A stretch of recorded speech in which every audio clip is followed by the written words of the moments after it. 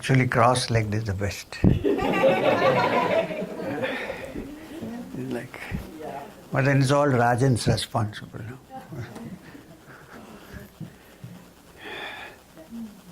Now, one thing is your legs are hanging and then you have a backrest which is bad. I mean, not that the backrest is bad, rest the back is bad.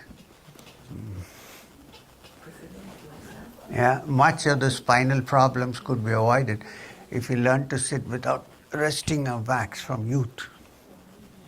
You know that? You don't know it. Yeah. We tend to get into those soft sofas. This is the major problem of spinal problems. Reason. So everybody in? You think so? Just take a look.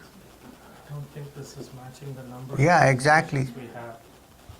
I don't see anybody outside with it. So we start, yeah. Okay. The customary chant before we start.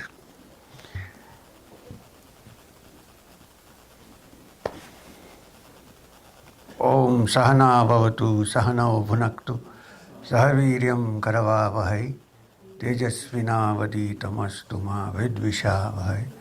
Om Shanti Shanti. So the chant. Om. Om we are going to work on a little later. Sahana Vavatu. May we, you and I, be protected. It's a prayer to protection. May we be protected from various things, physical as well as protecting the mind from being distracted while the session is on. And protecting the body, because if you don't have protection, you can't sit safely in any place and do anything. So may both of us, you and I, important to note, you and I could have said I and you, but you and I, be protected. Okay? 2, may you and I, Sahana Bhunaktu, be nourished. Again, physical nourishment, mental nourishment, and nourishment for the senses in some way. So may both of us be nourished. Because without the brain being nourished, it cannot even think. And what we are going to pursue is something which we need one-pointed attention and at least an average thinking capacity to go into, till we understand that thought has a very limited place here. Till then, you need to think. So, Sahana Bhunaktu, may we be nourished with the right food, with the right inputs, and so on.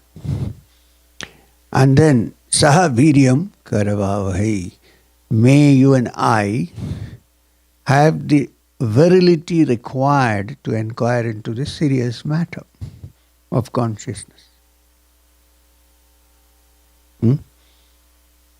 Because you need to have your complete attention and you need energy.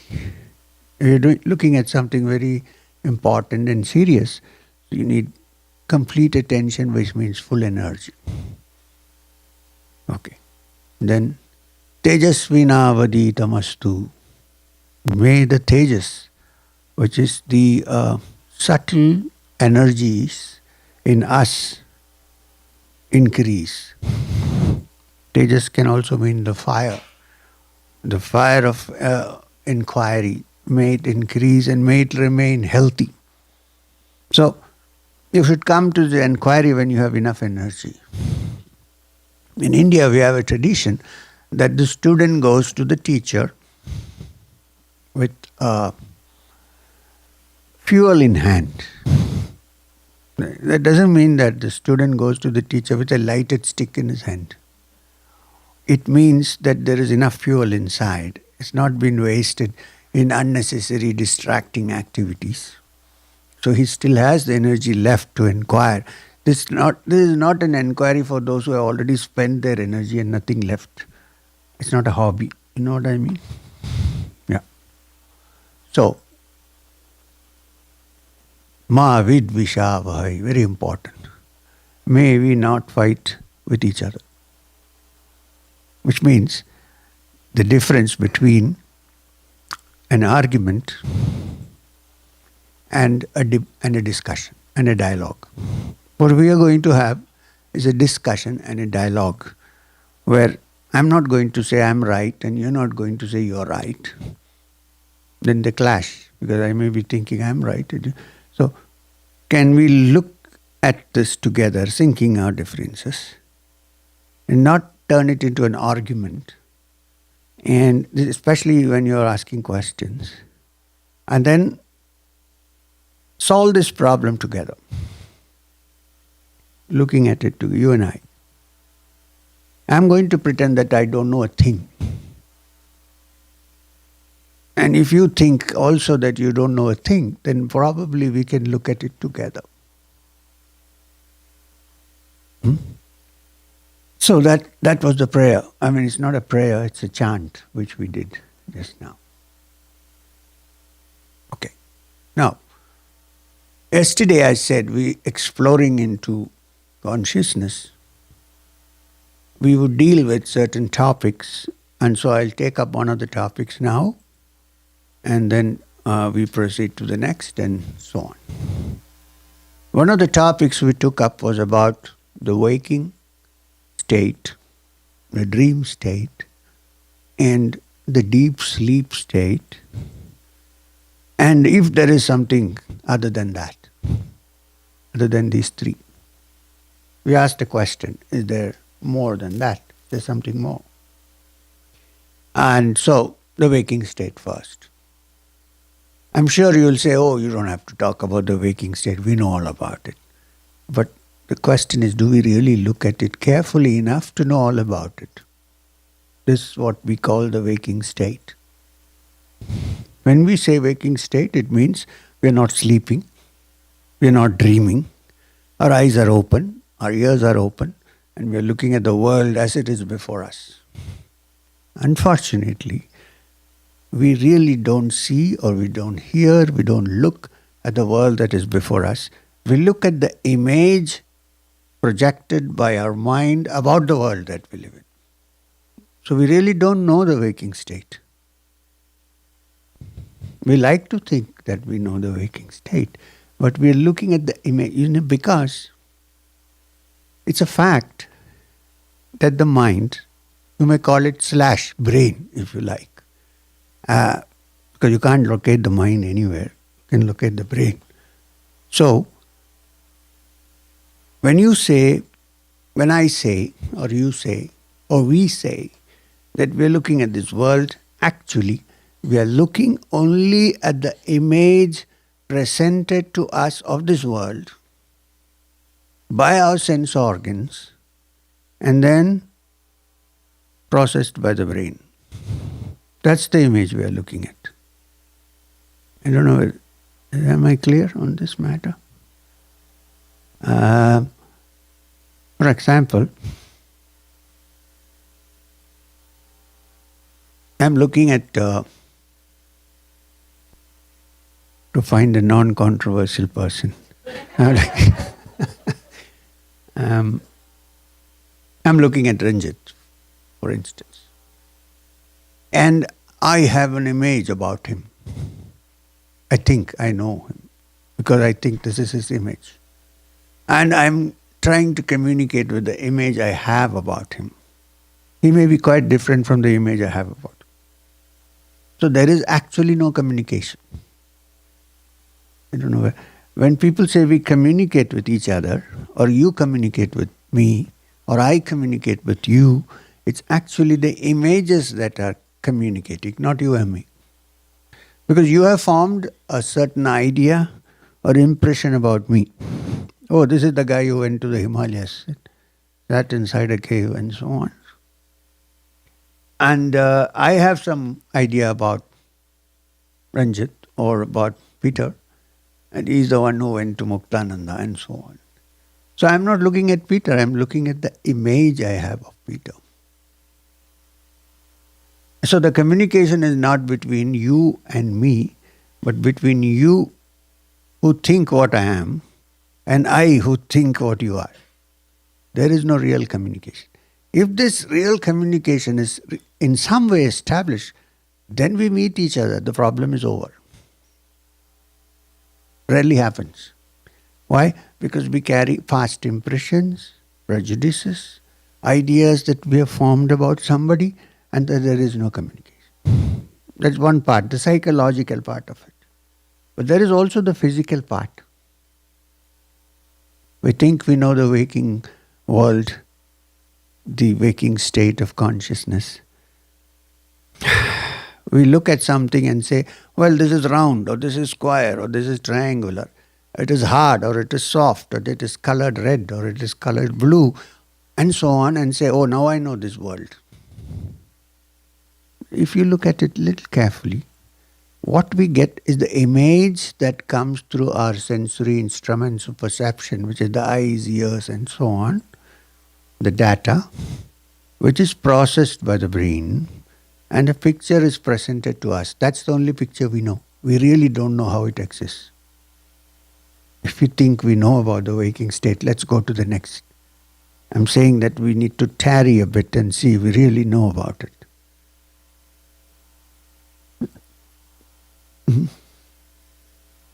Okay, so we are going to, bear with me patiently, we are going to go very slowly into this because this is a fast world. Everybody loves fast food. We are going slow. So there may be a contradiction here, but please bear with me. And also this is the age of fast remedies and shortcuts.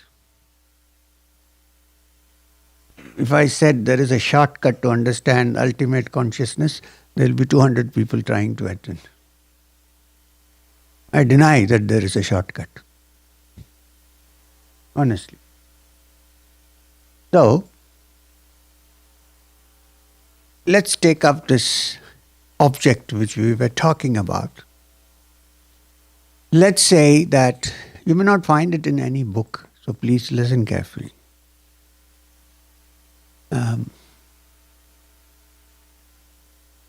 You're sitting here, and in front of you on the table, there is a red colored cube. Red colored cube. You know what is a cube? 6 sides. Cube in Greek, and Kaaba in Arabic. Simply means a cubicle. Cubicle everybody knows. So that's a cube. Now, it's red. The cube is red. So this is the waking state experience. And I say, oh, I know, this is a cube. It's red.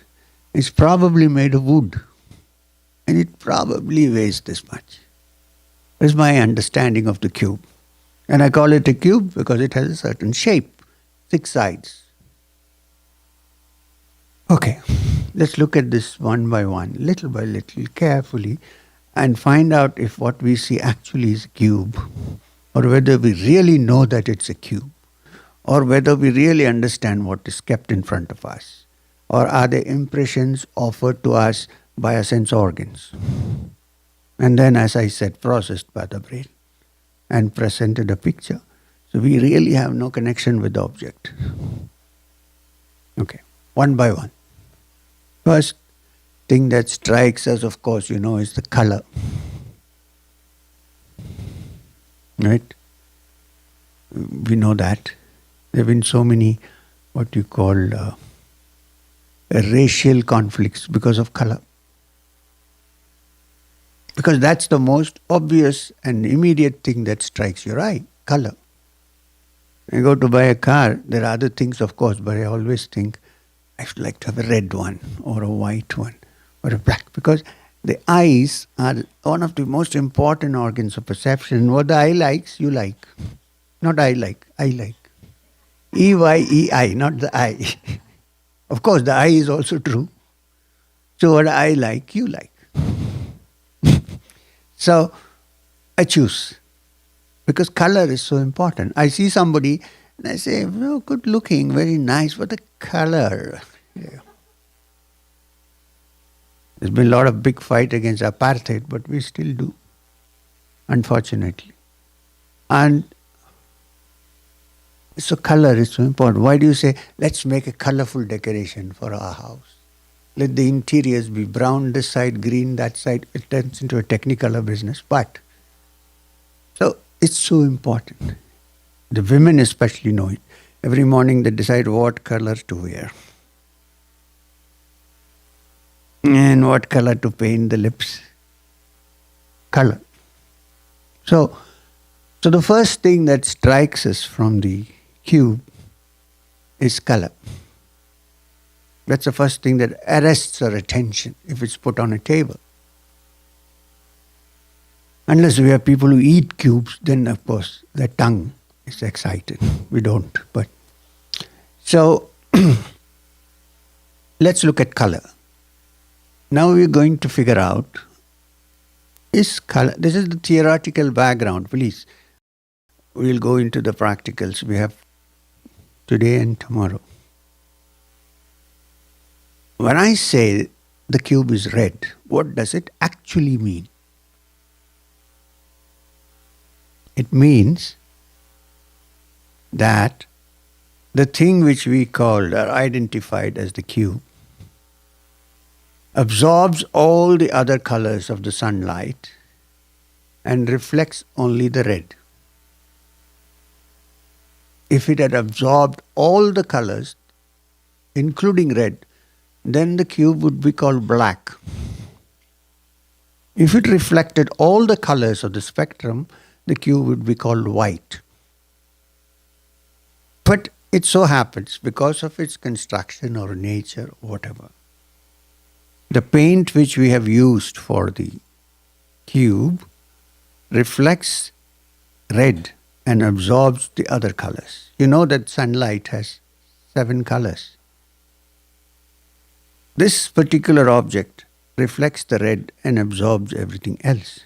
Okay, fine. You'll say that is very easy to understand. Okay, so then the question is the red color the quality of the cube, or is it the quality of the light of the sun or any other external light? Is it the quality of the source, or is it the quality of that which reflects? Yes, we can understand this particular object reflects only red and does not reflect anything else. That much is there.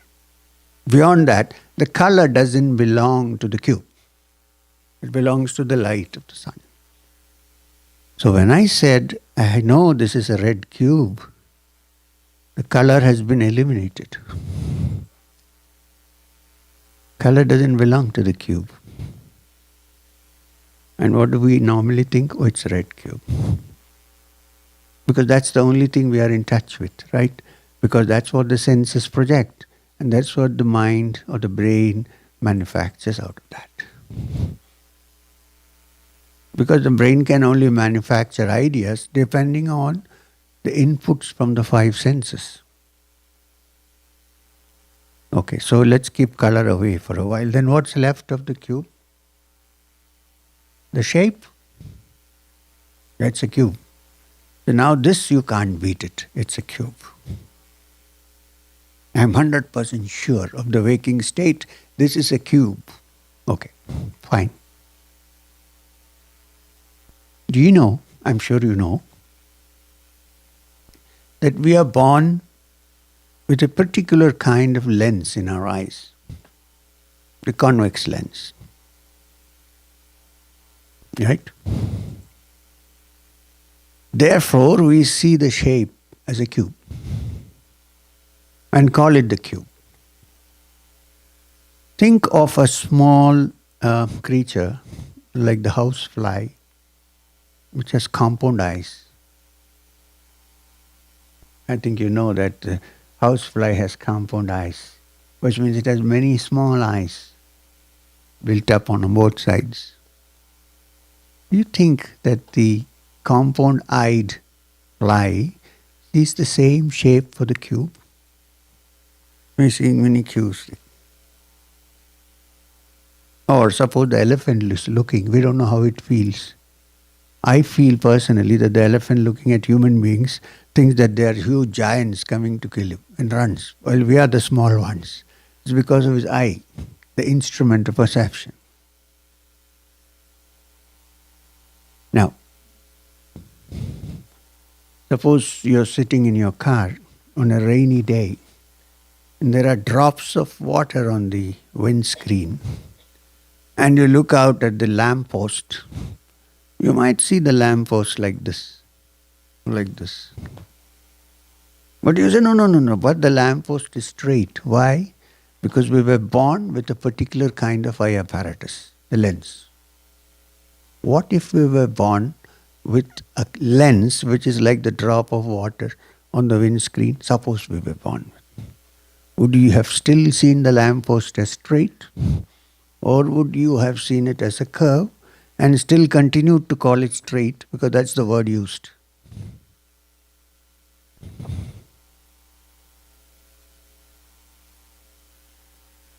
So is the shape of the cube actually the shape of the cube, or does it depend on your eyes? If your instrument of perception was different, you might see it as something else. You may still call it a cube if you like, if that's the name given to something which is like this.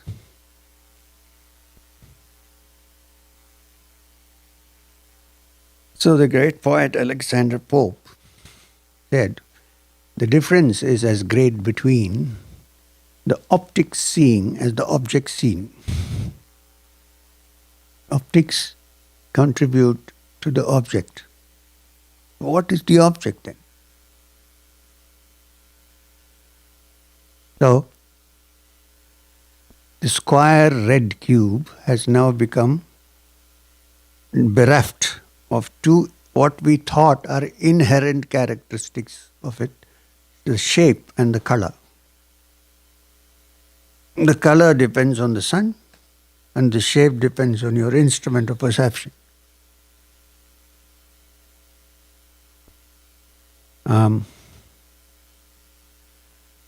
Then, well, idli is an idli, huh? Okay. Then, sorry, that was some private discussion. Then what do we have? We have what is known as hardness or softness of the material. We say, but it's a hard cube made of wood. Okay. Hard for whom? For me. Not hard for an elephant.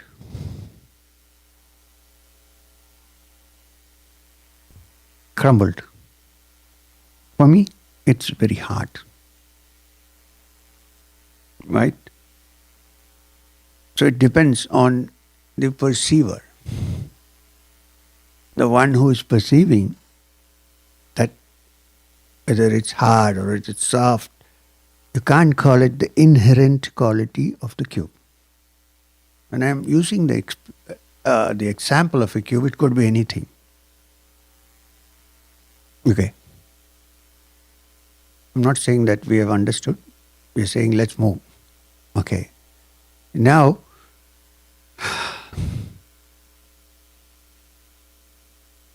we also say that it has mass and it's a solid thing sitting there. Is it really solid for everything or everybody, or is it only solid for me? And you also say it is 6 inches by 6 inches. Is that 6 inches a standard of measurement, or is it what we have arbitrarily fixed for it? For example, for me it's a 6-inch cube. I can put my hand on it. What about an ant who wants to climb the cube? It's a mountain for the ant. Slowly coming down. So really, is size absolute or is it relative? To the ant, that cube is like a hill which it has to take some time to cover, to climb up and come down. For us, it's a very small thing. If I was bigger, for the elephant, it may look very small. Who knows? We don't know. All I'm trying to say, it depends on our perception. Okay. We also say it is solid because my fingers don't go through it. You ask a proper physicist that if there is any solid matter on this earth, he would say no. Everything is in motion and maximum what you have is space, not the material. But we don't, because our instruments of perception show everything as solid. Feel as well as see. Okay. Do you know that our stomachs have millions of bacteria? They're less in cold countries and more in hot countries. Which is why food in tropical countries is little spicy. Because when the red chili goes in, half of the bacteria run for their lives. You may not need it in a cold country because there's less number of bacteria working out there. I always visualize the bacteria sitting inside, and then comes a red chili. They say, "Oh boy, run for your life." So, imagine a virus or a bacteria. Bacteria you can see. I don't know if you can actually see a virus.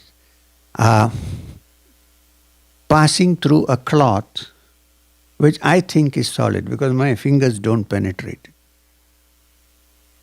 But the warp and the oof, which make the cloth, and the space between them, is like a big fortress, like a fort, gate of a fort, for the bacteria to go through. For us, it's solid. For the bacteria, it has a lot of space. So what is this solid we are talking about? From our point of view, yes. But in the absolute sense, no. We don't know. Maybe small creatures, for them it's not solid. They can go through it. And also anyway, there are these electrons moving around, the protons, and between them there is so much space and we don't see it because our eyes are not conditioned to it.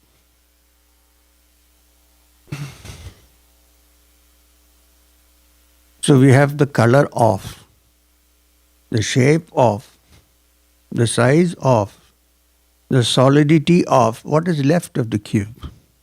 But you can't say the cube doesn't exist. Well, something exists, no problem. But it doesn't exist as we think it exists. That's all I'm saying. There is existence, but it is not as we think, as we fancy, because we are dependent on the image offered to us by our five senses of that which exists. So it is existing. A creature with a different set of sense organs might see it differently. But that it exists, there is no question. So we are saying that the most important thing is the existence rather than how it exists. Because this can be very relative. And anything that is relative cannot be absolute. It is clear, common sense. Right? So you're thinking I am sitting here solid, I may not exist. Not a solid. Also time plays its role. Time is something which is always moving. You cannot stop it. Right? Once upon a time you're young, then you're middle-aged, then you become old. 5 cosmetic surgeries are possible, beyond that is not. You're old. I mean, this is irreversible, it happens. And then you're dead and gone. So what is this M who is sitting here? Just like you, will disappear one day. And that day can't be decided by anybody. It could be the next minute, the roof might fall on my, who knows? We live in a wonderful world where we are absolutely sure, but actually everything is uncertain. This is our world. So, but we can't deny that there is existence. Something exists. no matter what image we see or somebody else sees. So the images that are projected to us, the experience we have of that which exists is relative. But existence is. And we are saying that this experience, the real existence, is neither governed by shape or size or color, and nor even by time. And that it is an eternal existence. When I say eternal existence, that means it's a boring kind of eternal existence. It's something that moves every second. Therefore, about 1500 years ago, one of the great texts which is called the Upanishad. Now please, when I say Upanishad, don't bracket it under Hindu or this or that, please. It so happened that in ancient times the language was Sanskrit, so it was written in that language. If you have some old texts which are written in Roman, you can't say it's all Roman. It so happens that the script at that time was Roman, so it was written in that. I can only say that it originated in a country where people were more interested in the internal than the external. We're looking keenly at the inner. So, even in that time, there was not even the word Hindu in existence. We had several kingdoms. Each kingdom looked after by a king. Personally, I think it was the Mughals who united and made one India because they wanted to rule from Delhi. Otherwise, our Maharajas were eternally fighting against each other. So anyway, this word, the Upanishad, is at least, conservative estimates, 1500 years old. Some people say 2000, but we won't go into that. In those days, somebody said that the eternal reality of this world, of the waking state, and also the dream state, and everything else, is that one characteristic of it, if you can identify, is that it is always moving, non-stop.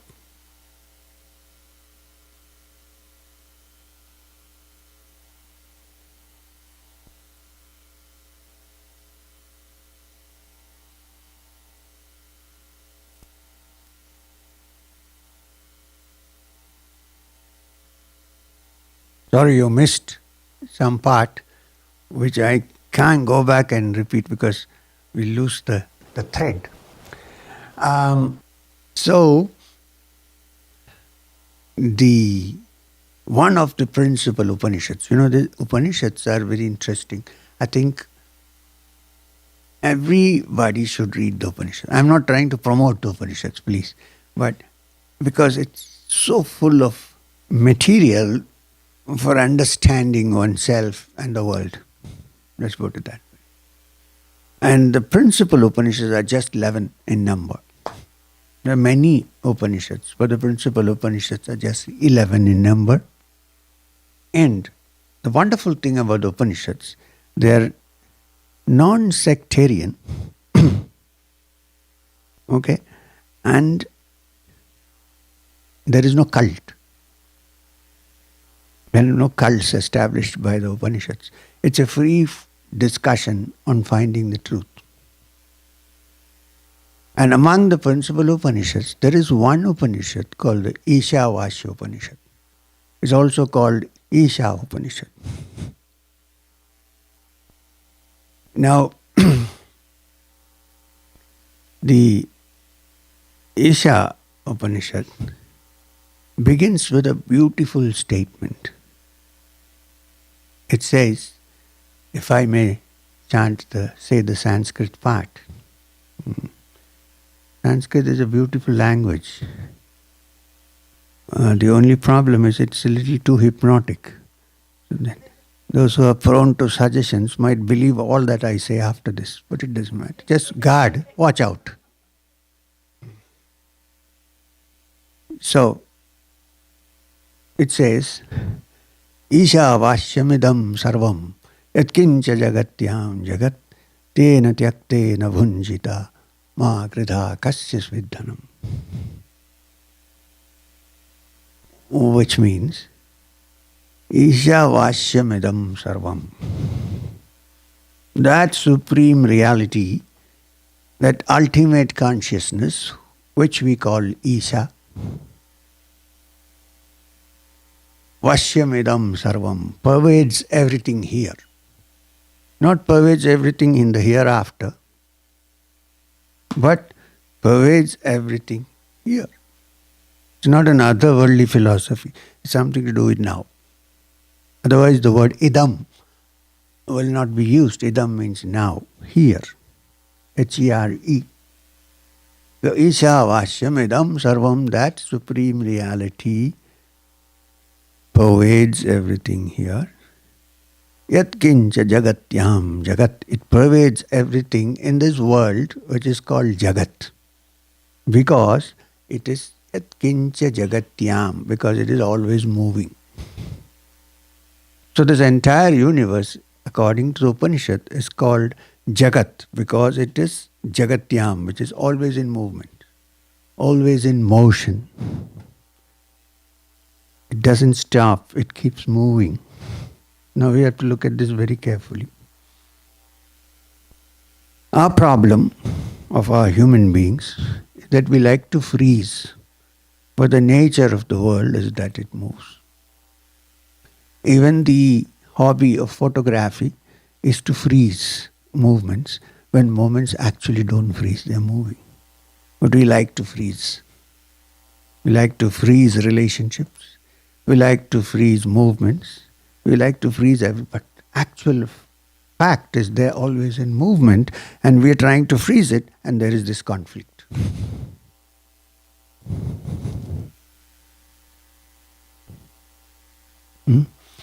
Also, everything is in motion, physically, materially. The physicists would tell you that even what we call dead matter is not dead, it's always in motion, always moving.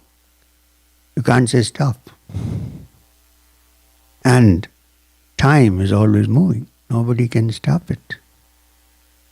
I don't think anybody even attempted to do that. Yeah, we like to with photographs. Stop time, we froze. But after 2 years, this guy is different. Or the girl standing with him may be different, who knows? But we like to freeze. But it happens that it can't freeze. It can't be freeze. There's a human mind trying to freeze because some parts of time it's pleasant. So we want the pleasant, so we try to freeze. If it is unpleasant, who will go click? Unless you are a press photographer who wants to make money. So, this is always moving.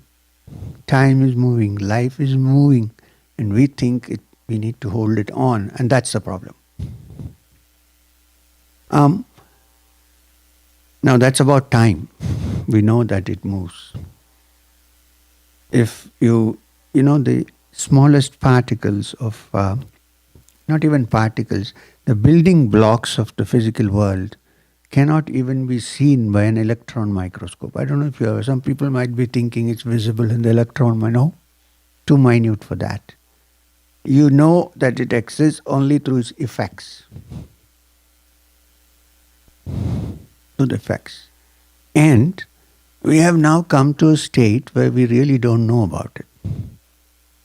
We started with we know all about it, and we end now with we don't know about it.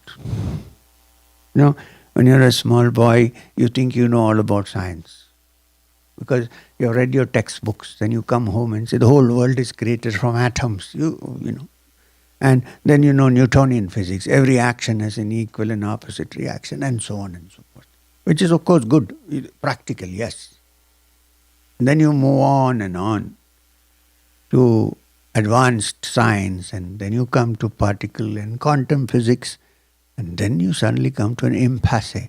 You don't know what's happening now because what was so certain has suddenly become uncertain. In fact, one of the leading theories of the building blocks of nature, the quantum particle, I can't even say particles, the quantum whatever, quarks or whatever, is that nobody really knows whether they are particles or waves. And therefore, the leading theory on this is that called the principle of uncertainty, which means you might think it's a particle and you keep looking at it, observing its effects, and it behaves like a wave. You might think it's a wave and you keep looking at it. It behaves like a particle. So what is it? And physicists like David Bohm have gone to the extent of saying that it probably depends on the observer. Not fully accepted, of course, in scientific circles, but the debate is on that perhaps it's dependent on the observer. So the observer again becomes more important than the observed. So this is matter. The matter which we think we know everything about and are absolutely sure. Finally it ends in uncertainty. And as I said, as the Upanishad said, time moves, everything moves. There's nothing that stops. If there is day, there is night. And what about our personal lives? Everything moves. One day we are married, the next day we are unmarried. I'm saying this is not a terrible thing, it's a fact. Accept it. The fact of life. Things can move. Things do move. But we try to freeze them. Why? Because we are more comfortable with the frozen aspect of it, not with the movement. I'm saying if you set it free, you'll find that you're infinitely more happy than this. But we don't, anyway. So, that's the thing, time moves. And now we come to the mind. Do I have to tell you that the mind moves all the time? Don't need philosophy, don't need Ishavasya Upanishads. We know that the mind moves all the time. And the movement of the mind and the movement of time and the movement of the world and the movement of the electrons are all interlinked. They're not different. Why is the mind moving all the time? Because the cells of the brain are interacting 24 hours, 24/7. And so many things are building up and being discarded. So the mind is always moving. Right? You can't say it's not moving. I mean, it's fact. I sit for 1 minute and say I'm going to sit. Motionless, and then your mind is going out. You think I'm meditating, but I'm moving in circles.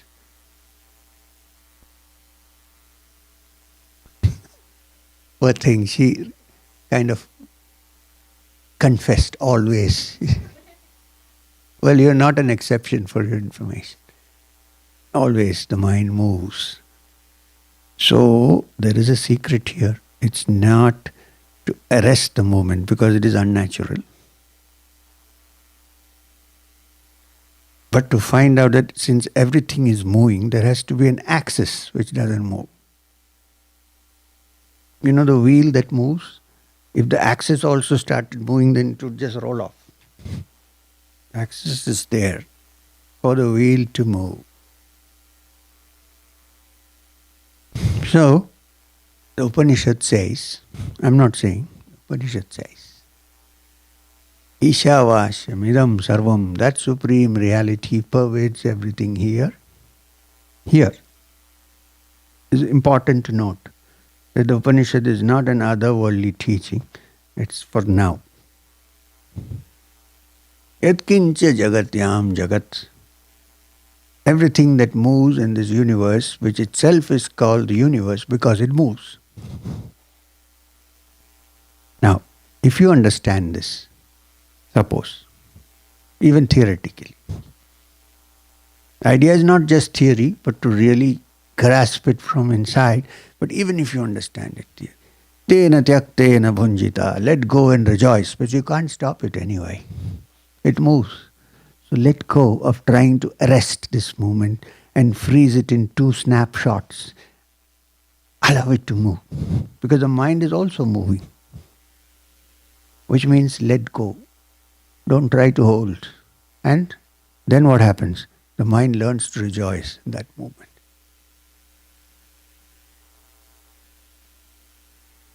It's accepted the fact that you can't hold. Let go. Tena tyaktena, let go and rejoice. And then the next question the Upanishad asks is very interesting. Ma gridha kasya svidhanam. After all, whose wealth or whose property is this world? Nobody's. We like to think it's ours because we have paid for it in the registrar's office. It's not ours. Tomorrow, after 15 years, it may be belonging to somebody else. It's very funny when 2 brothers take a measuring tape and measure the land and say, this is yours and this is mine. Whose is it? You know, the great chief, the native Indian chief, I forget his name, maybe Chief Seattle, I don't know exactly. Not St. Joseph. I don't know, somebody. When the people who colonized, when the commander of the regiment wrote a letter to him saying that, can you sell this land to us? Because that was a cattle grazing land. Can you sell it to us? And the chief, in his wisdom, of course he was destroyed, but in his wisdom sometimes destroys. It's futile to say that wisdom always constructs. Wisdom's real greatness lies in its destructive capacity. It breaks things down to pieces and there's nothing left except that. That's when we actually think always of profit and place wisdom in that bracket. Anyway, so when they asked him to sell it, he wrote a beautiful letter. I don't know the exact contents of the letter, but it said something like this. He said, whose land is this anyway that you're asking me to sell? It doesn't belong to me. It belongs to nature. And our cows and horses graze there. And that's about it. So how can I sell it to you? Because it doesn't belong to me in the first place. Because the native Indians didn't have land registration offices. I'm not saying you can live like that now. Please be practical. But at least you need to have an understanding of this. So, the Upanishad says, let go and rejoice. Why are you holding on to something which you cannot actually hold on to? Because it is by nature moving. Let go. As long as it lasts, enjoy. When it goes, let go. After all, whose wealth is this world? Everybody's. Today the problem with the world socially is that we think this belongs to us and that belongs to somebody. And we have these borders. But what I mean to say is this whole concept is man-made. So the Upanishad, which looks at humanity as one, as a whole, says, let go and rejoice. Don't get stuck. Now, also it's connected to our emotions, our mind. You know, one day we have affection for somebody and the next day we hate the same person. Mind moves. You can't say stop it. It's a well-known fact. So if we can see this as a movement, a constant movement, and not something that is frozen, then your mind let goes. When it let goes, there is some peace which comes because there is no conflict. What is the conflict? Something is going and you're trying to hold it. That's the conflict.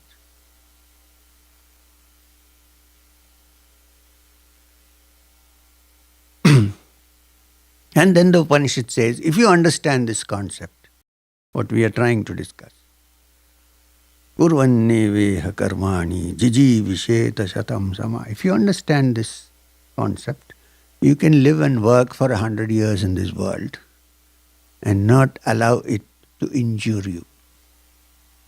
Because you're not caught up. You're not trying to freeze that which moves. You're moving with the flow. Now, about this motion, there's something more which we need to know.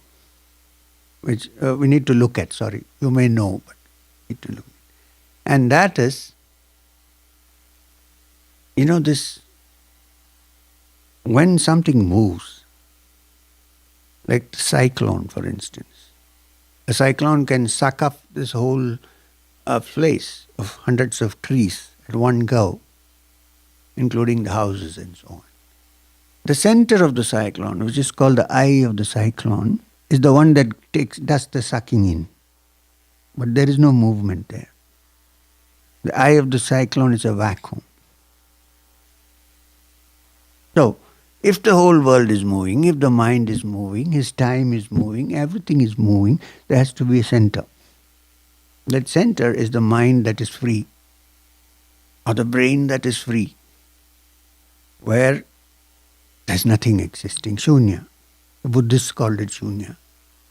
But shunya doesn't mean nothing, it means no thing. N-O-T-H-I-N-G. No thing. Doesn't mean it is not there, it is there, but it's not nothing that we know with our five senses. So this is the concept given to us by the Upanishad about consciousness and reality.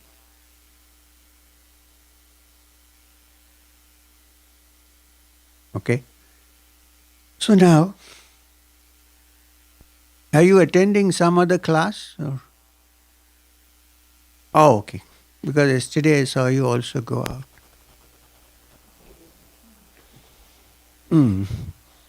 It becomes a little incomplete by the time they go there where everybody is equal. And come back, we might have proceeded a little, so we might miss something out of this. So, now, so be it, leave it there. Now we come to the subject which we took up yesterday. We will link it afterwards. About the waking state, dream state and deep sleep. I brought the subject up to say that while we kind of think that we are 100% sure of the waking state and the things that exist in the waking state is actually an illusion. We don't. That's why I brought up this subject. Then, the next, dream state. The Svapna Avasthā. Now this is very interesting. That in the dream state, you don't say that you're dreaming. You're actually living. Rarely sometimes you wake up in kind of half dream and say, oh, this is a dream, but generally not. In the dream, when you are making love to your neighbor, it seems so real. It's not like a dream. When you wake up, you say, my God, this is an illusion. It was a dream. And that actual moment, when it happens, it's not a dream. It's a reality. So much so, that when you wake up, you're still breathing hard.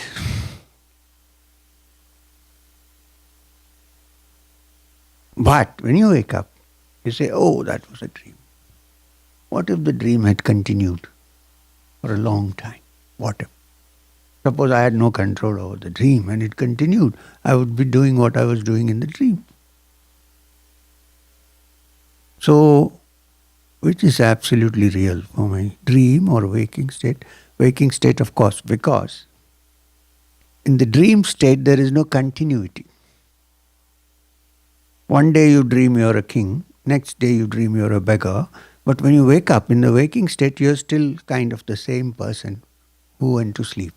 So that the added thing about dream and deep sleep, and waking state is that there is a continuity in the waking state. In dream there isn't. But that doesn't reduce from the fact that in the dream you think it is a real state, and when you wake up you think it was a dream. The ancient philosophers postulated What if what we think is the dreaming is the waking state, and which we are ready to swear by, is not an extended dream? You can't say that now, because in the dream you can't say it is real. It's not real. What if we wake up one day and, what a long dream. Is there a possibility? And in this dream we are enjoying, suffering, fighting, making friendships, doing everything. But when you wake up, is it that so real as it was? This is the question. It's age-old question of the great sage Yajnavalkya, who went to meet the great king Janaka, who had a dream. Because this great king Janaka was also called a Rishi, because he was a king as well as a Rishi. He was called a Raja Rishi, king of Rishis, or king among Rishis, or whatever. So one day, King Janaka, who was supposed to be the father of Sita, woke up from a long dream in which he dreamt that he was a beggar. It was a pretty long dream. According to tradition, they say he dreamt for 2 days. 2 nights. I don't know if it's a pethidine-induced dream, but certainly a long dream. So he woke up and he had this question, because in the dream he was a beggar and he was suffering. He was hungry. His clothes were torn. Nobody was giving him food. There was pain. And then he woke up and found that he was in the palace, enjoying the luxuries of a king-size bed. So, when his guru, his teacher Yajnavalkya came, the same day, he asked him, "Sir, please tell me, am I a beggar or am I a king?" Well, we would have normally just given it up and say, okay, that was it. But he was very serious. He said, "Please tell me, let me know if I'm really a beggar or am I a king?" Because when I was a beggar, I really thought I was a beggar. I didn't know I was a king. Now when I think I'm the king, I don't think I'm a beggar. Who knows which is real? What if the dream had continued? So can you explain this to me, please? And then Yajnavalkya goes into a description of how waking, dream, both are relative states. And since they are relative, they cannot be absolute. So the next question is, so is there an absolute state apart from waking and dream? He says there is one state which we all know, which is called deep sleep, where there is no dream, where you forget everything, but which is not knowledge, because it is when you forget everything, nothing exists. You don't even know you exist. You know why we rejuvenate ourselves when we fall asleep? Mind and body. Because we don't remember who we are. The moment I remember who I am, I'm in trouble. I walked into Breitenbush, nobody recognized me. Do you know? I'm M. Now in deep sleep there is no M and there is no Sukhvinder. We are all equal. Just as we are both standing in the same toilet trying to do something. We are equal. And in deep sleep, there is no recognition internal or external. Everything has subsided and there is this silence of a beautiful sleep. So Yajnavalkya says, yes, there is the other state which is deep sleep, of course. But then you don't know that you exist, so that doesn't mean much to us. Because we want to exist and still be free. Here it is like a non-remembrance of everything, including yourself. So he says, now can you imagine that in that deep sleep, do you think there was somebody enjoying the deep sleep? Even though you're not aware of it at that point. Because when you wake up, you always end up saying, oh, that was a beautiful sleep. Blissful sleep, we say. Long and blissful sleep. So, was there a witness that was there which we were not aware of? And if that witness can exist even after you wake up from deep sleep, enjoying the bliss of that deep sleep state, that is called Turiya. That is the state which we should all aim to go. Not you and me, but now I'll get talking to Janaka, please. So this is the place where you have to go. It's called Turiya. It's that state which is the witness of all the three states of waking, dream, and deep sleep, which by its very nature is blissful. It doesn't need outside circumstances for being blissful. And which is the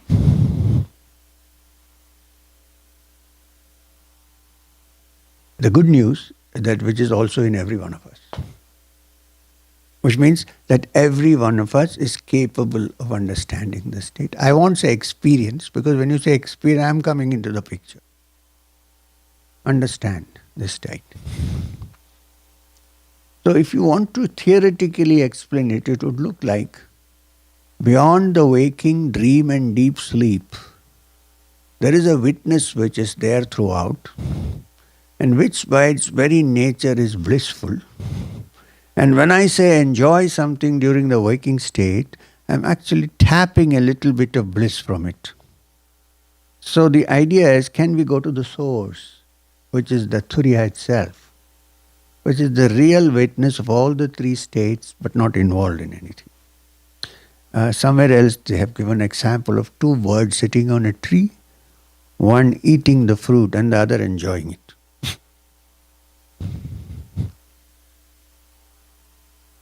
So that's the good news, that it's not something in the world of speculation, but it's in every one of us. And it is that which pushes us to enjoy things. Because deep down the mind knows there is a source which is full of bliss.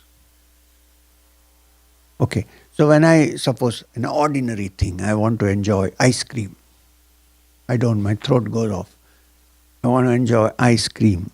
I eat ice cream. Now, does the enjoyment sit in the ice cream or do I enjoy it?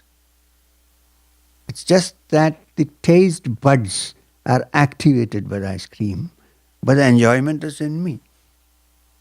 Now the Rishis said, can you go to the source of this enjoyment that partially manifests itself when we enjoy things in this world? Go to the root of it and you will find that that is the source and fountainhead of all joy, and we are just looking at the little trinkets. And that doesn't necessitate a different hairstyle or a different set of robes or anything of that kind. It's like you and me living in this world, pretending to be normal citizens.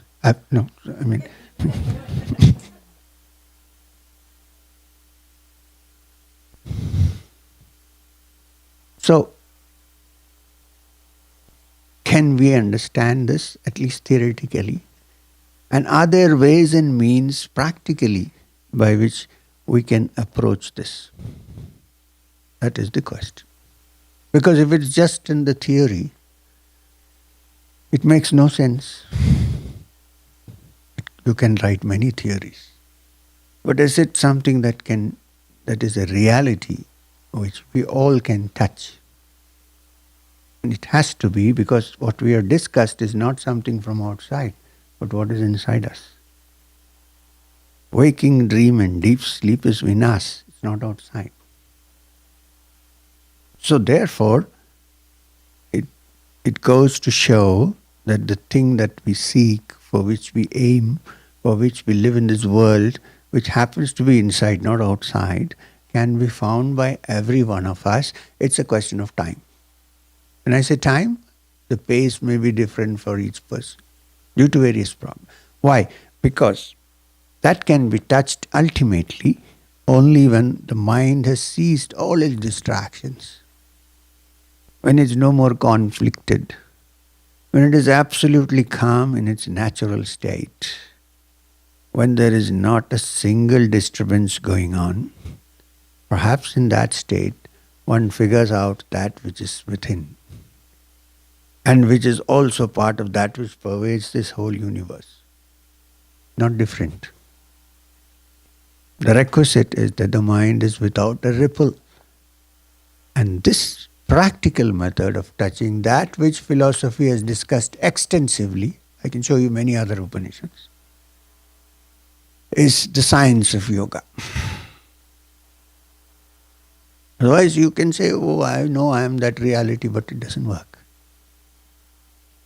One small thing and we are distracted. It doesn't work. But the science of yoga teaches you how to one-pointedly explore this and go to the ends of the roots of this problem and sort it out. That's the practical side. So, now it's going to be 10:30, so we started at 9:30. The session goes up to 12. So we have still time. Now I want to open this to discussion now, because we are following the age-old tradition, it's nothing new, of what is called a samvad, a discussion. When you say samvad, it means a discussion to come to some understanding. Not a discussion that is to take us to misunderstanding, to come to some sama.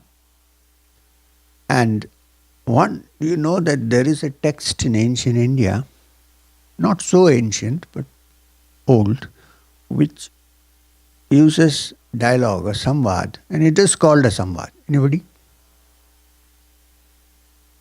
The Bhagavad Gita.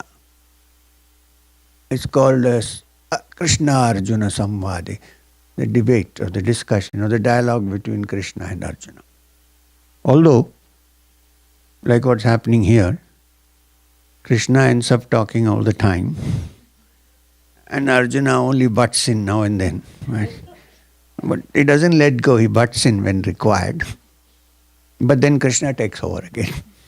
That's because Arjuna knows that this subject he knows better than I do, so let him go on. So in between he asks impossible questions and Krishna puts him in his place and it goes on. And it goes on. So in the same way, I'm not Krishna and you're not Arjuna, but we can have a dialogue. We can have a discussion on this. I would prefer the subject which we were going through in the morning. However, if there are other things that you would like to discuss, which are in some way linked to this, there should be some link. Can't ask me. You don't ask me like things like how do you make a movie. So then we can start the discussion. So can I just make a request to everyone? Yes. So we have a microphone, and when people are asking without the microphone, it's hard for others to hear. So please raise your hand. I'll bring the microphone and then ask your question so everybody can hear it. Okay. Either that or you have to come here and ask. Yeah.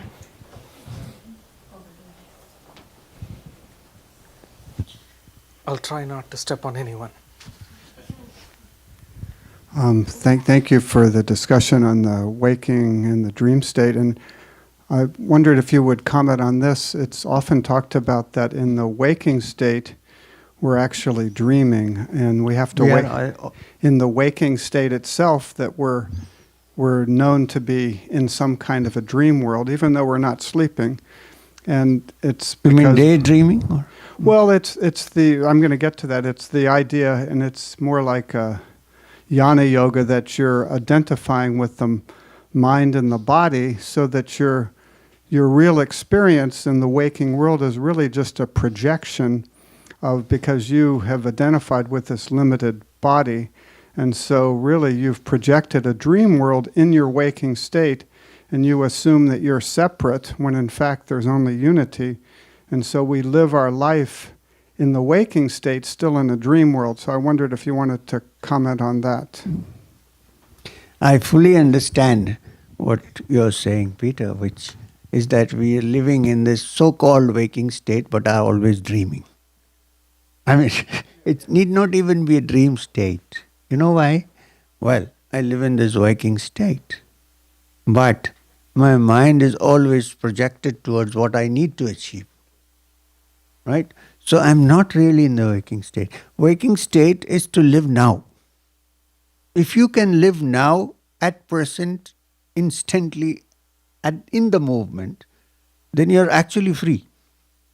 But I don't. I project. In my mind, it's not exactly a dream, but it's like, it's very close to daydreaming. Like, I have plans. I need to do this. I need to do that. So I'm projecting. That's one thing. So when you realize this, you probably start living in the moment, which is now. It's part of it. The other is, the mind has a tendency to keep projecting our experiences, so that when we live in this world, we project these experiences onto others. Suppose you have hurt me at some point. You haven't. Example. You only looked after me. You haven't hurt me. But suppose you have hurt me.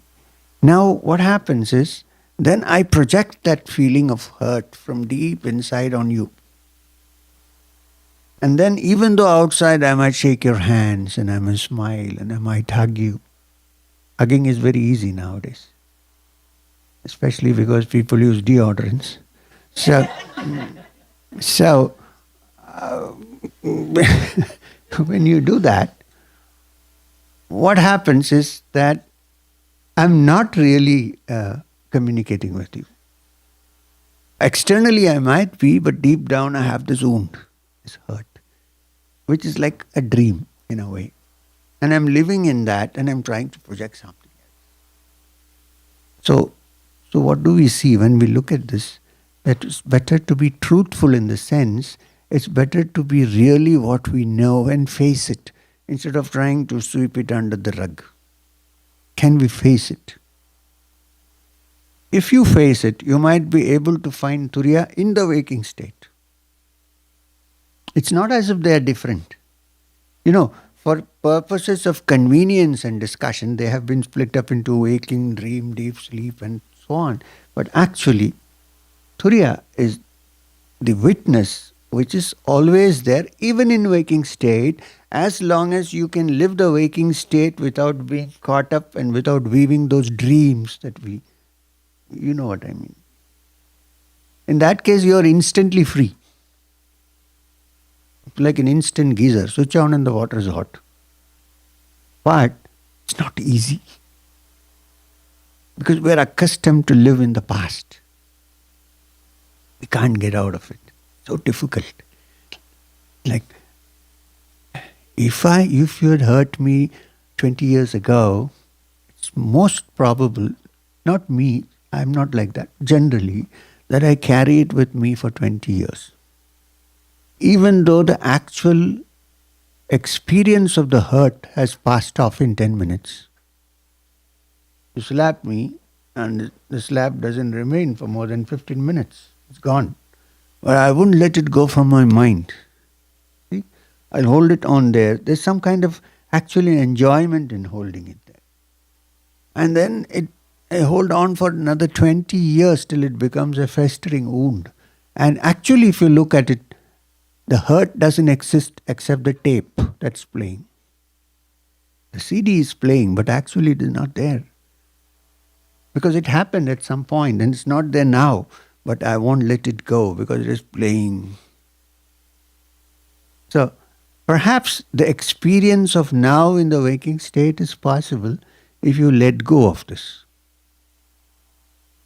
Which is probably why the Upanishad said, Tena tyaktena bhunjita. One of the psychological interpretations of it. Let go and rejoice. Don't keep these things in mind. Let go. And then you start rejoicing at this moment. You don't have to project anything for Turiya. I mean, it's already there. And Turiya again is not a state. It's the witness. And that witness is there. Otherwise you can't be aware of the waking state. I hope kind of, with me, it's not like I give you answers to your questions, but I provide you material for food for thought. Food for thought is better. There's one important reason for this. If you come out with an answer as a solution yourself, while if I give you the hints, then it's your idea, not mine. I can easily give you a ready-made answer, but it won't make much sense because it is my answer, you don't know. But if you have food for thought and if you come out with your own answer, then it's yours, not mine. Right?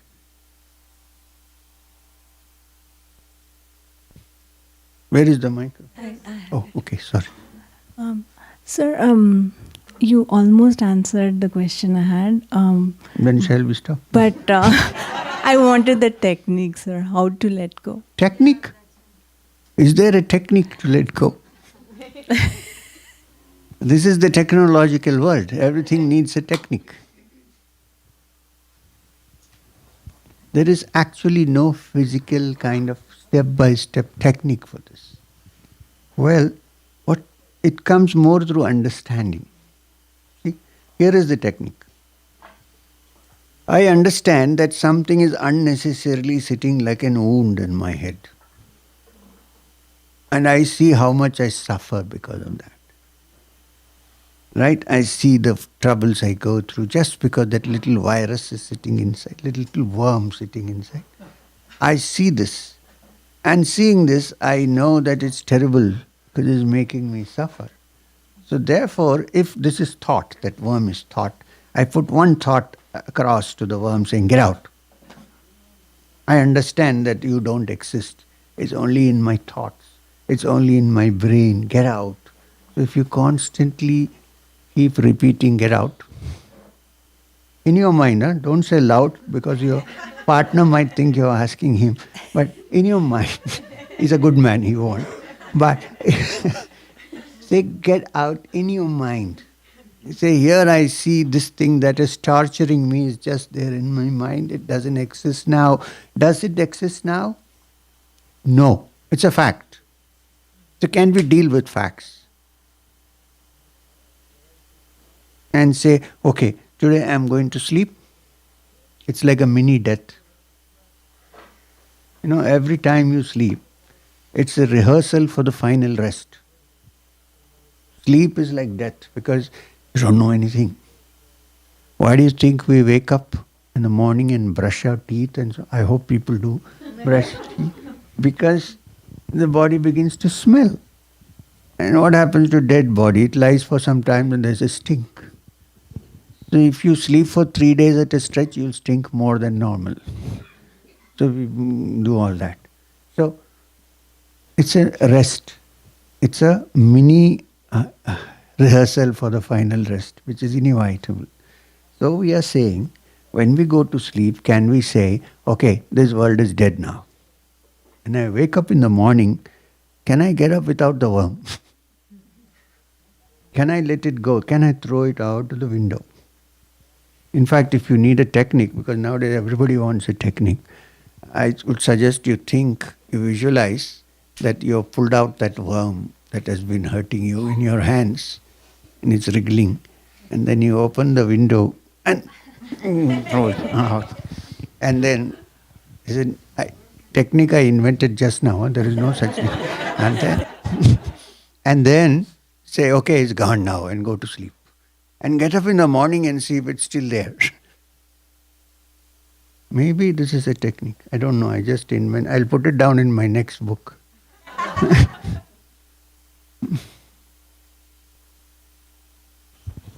So, among these states, what is fainting?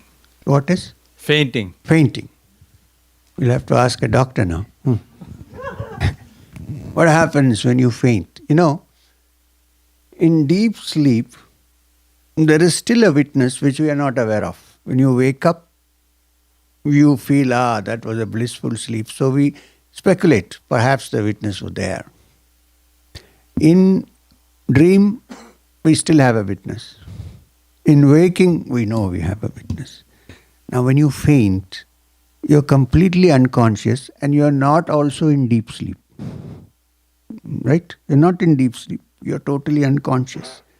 You don't wake up from the faint saying, oh, I had a blissful sleep. No.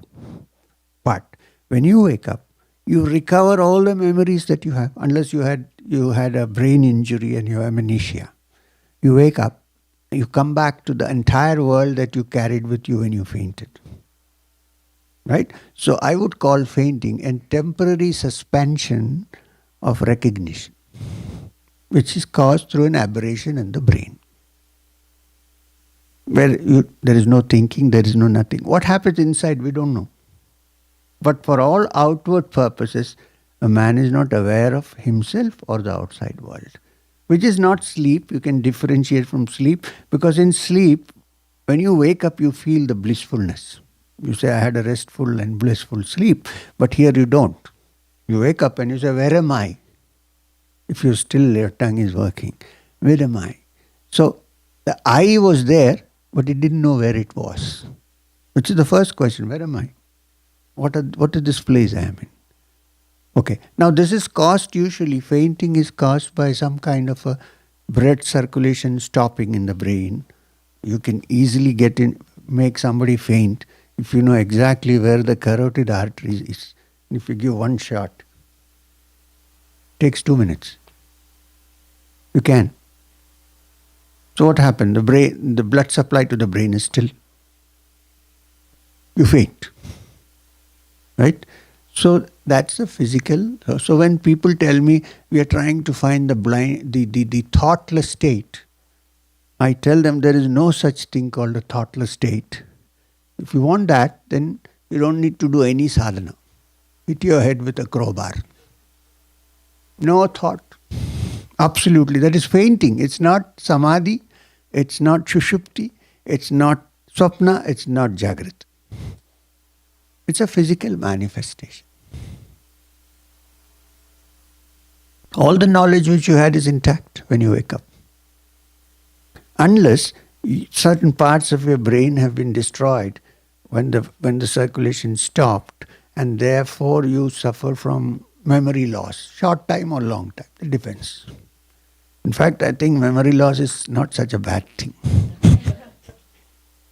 But the solution is not in fainting or inducing fainting for that matter.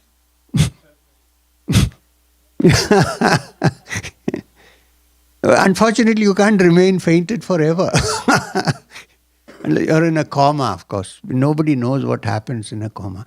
The latest, I was discussing this with a brain surgeon, who's a good friend of mine, and he was saying that you have to be careful when you speak in the room where somebody's had a coma, is in a coma, because there have been new studies which show that actually they can grasp what you're saying, but they can't respond.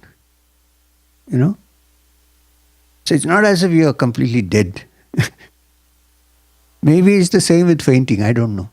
Now we have to go into the neuro thing, which any neurosurgeons or neurologists around here, they might be able to give a better. I wish I had brought Venkatramana with me.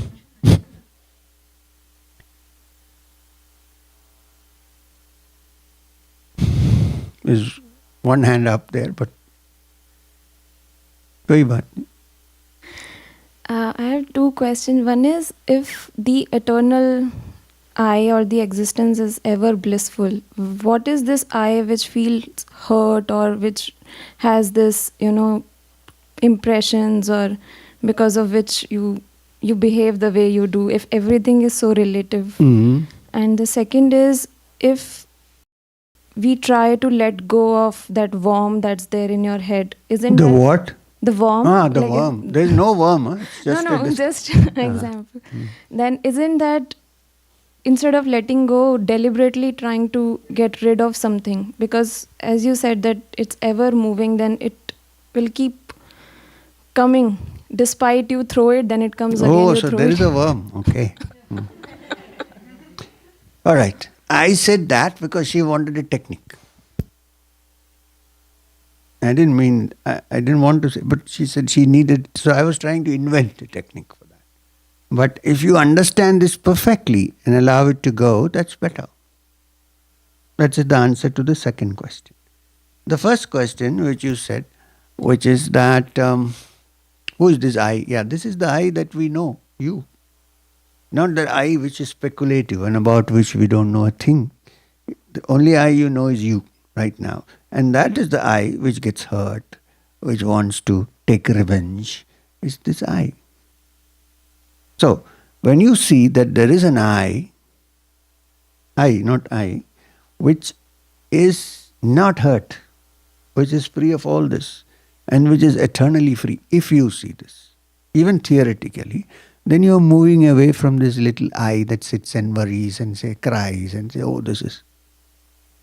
So that I is the known I, the other I is the unknown I at the moment. But that unknown I forms the basis for this known I. Because without that you won't even feel I. But this is clothed by your personal preferences, by your little personality, by your individuality. This I we are talking. So, you can't get rid of it as long as you're in this world. But the moment you understand that the basis of this I is that which is the witness and is not involved, when you begin to understand it, and gradually it becomes stronger and stronger, then this little I will fall off. She was asking me for a technique. So, see, some people are very visual. Some people are not. So, she's probably visual about it. So, I just kind of invented the technique, and you won't find it in the Yoga Sutras of Patanjali, but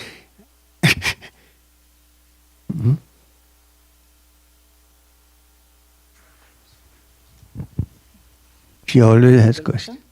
I have just follow up.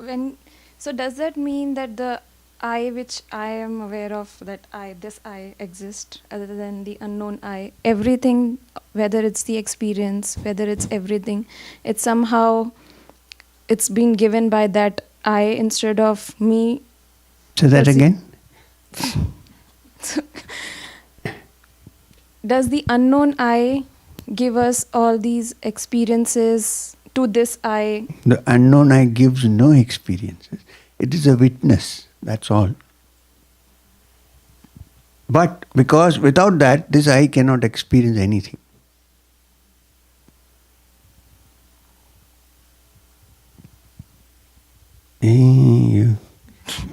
This little girl is growing up now. Mm-hmm. At least you're asking me such questions instead of saying, how can I 24 hours meditate on you or something like that. Good trend. You're moving out, expanding. Hmm.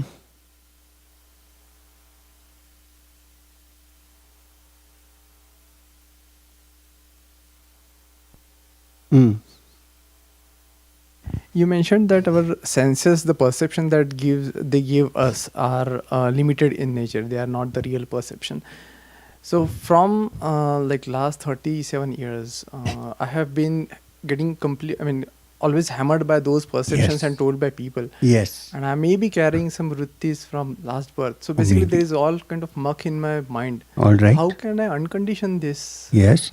So what is the first step to realize, to empty your trash can? What is the first step? To realize that it is full. Yeah. So from today maybe you'll start emptying it. How? So again, everybody asks for how. The very understanding of the fact in depth is the beginning of the emptying. Till now, you have been thinking that the muck that is full in the garbage is okay. Today you say it's not okay. That much is there, right? So then you say, now you're asking, how do I empty it? The very fact that you know this is not okay begins to work in your mind, and next time the new garbage comes, you will not take it. Right? So then you will work out for yourself how to empty it.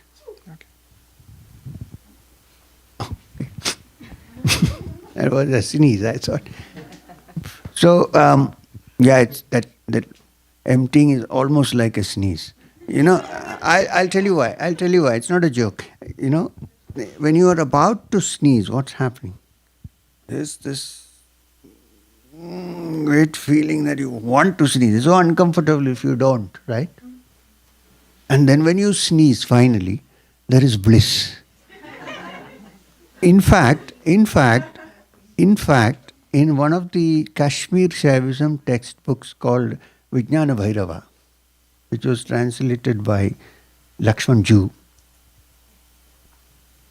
the coming and the emptying of a sneeze is compared to the understanding of the Brahman, of the Shivam, they call it Shivam. He says, that space when you're sneezing, there is no thought then. And it's full of bliss when it goes out.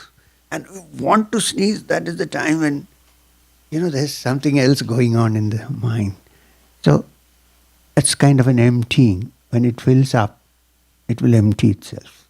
But be aware that it needs to go. The garbage needs to go. Well, there are techniques, but the techniques are basically the practice of yoga. I'm not saying there are not, but the basic thing is you should have the intention to throw the garbage. If you don't have the intention, any amount of yoga is not going to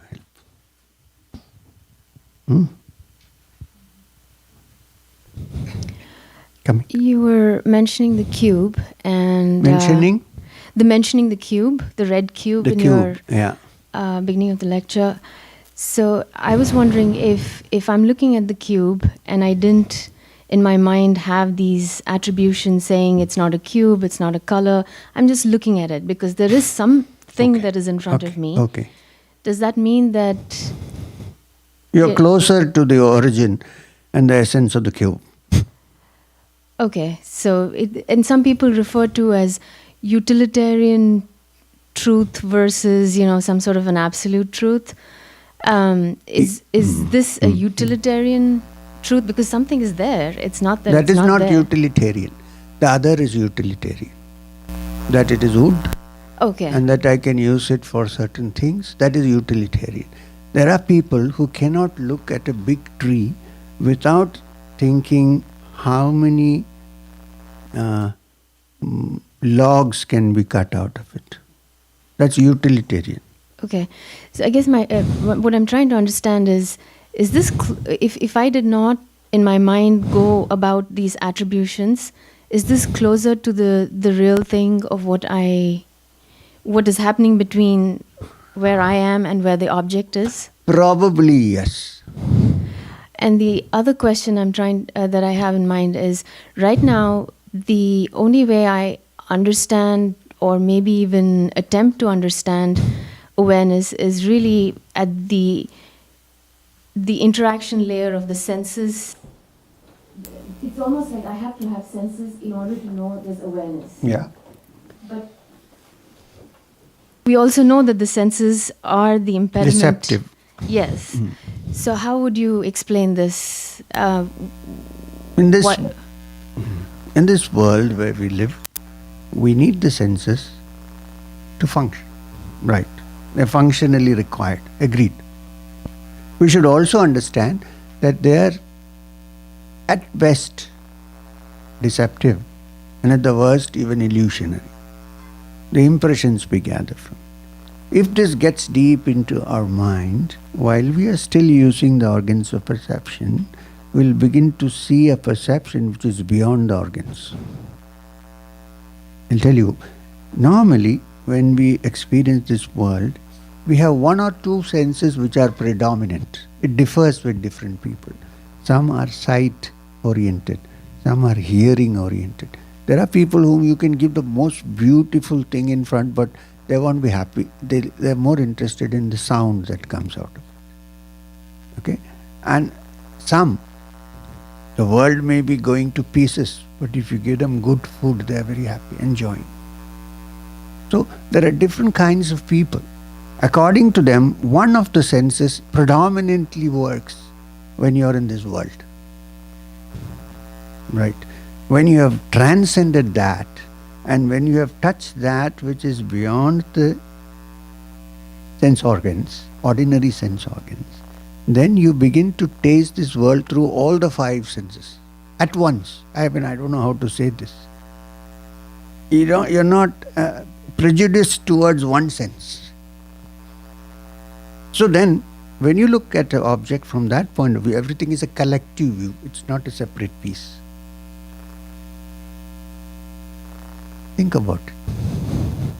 Just as you looked at the cube and decided that without the attributes, maybe there is something going on, think about what I'm saying now. You may come up with something. Not for thought, for actuality. Not for an argument's sake. You know what I mean?